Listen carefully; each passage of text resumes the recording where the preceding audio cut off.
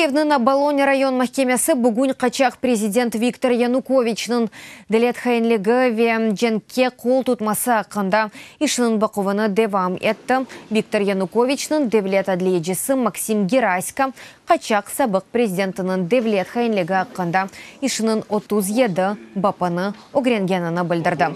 Гераська қайды еткені кебі оның мевамы дені шмейқалаве. Ойышның тамамынен угренілмегені шарайтларынды делелеріні тақиқат әтмеге мүмкін олмағаныны тұшыне. Ве махкемені топлашывны ноябрінің 18-не кечірмеге рижа етті. Махкемеджелер мұшавереге чықты.